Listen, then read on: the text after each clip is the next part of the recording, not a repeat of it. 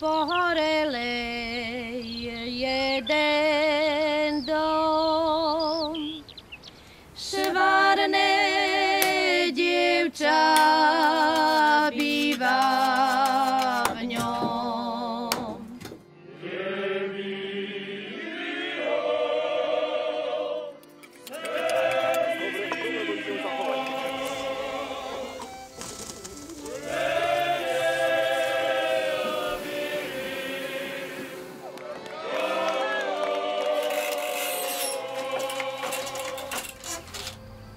Čo to bolo? To bolo obrovský náboj, ktorý tí ľudia cítili.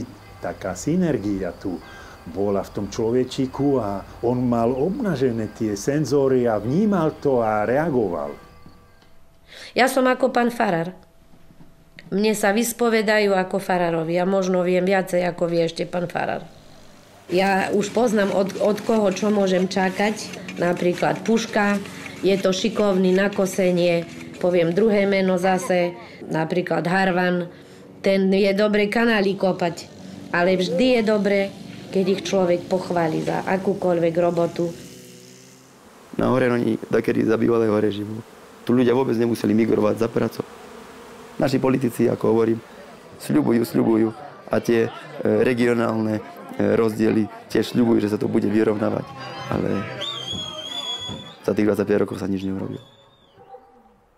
Keď prišiel prevrat v 89., tak sme automaticky do tej VPN-ky vstúpili aj so sestrou. Každý čakal od toho režimu niečo lepšie. V Lani, keď som bol v tej medzinárodnej súťaži v Anglicku, tam som vyhral vlastne cenu za kategóriu najlepšia ručná rezba. Keď mi zlyhali obličky, hľadal som cestu, hľadal som riešenie, pýtal sa. Tou hlavnou odpoveďou je Boh, viera v Boha.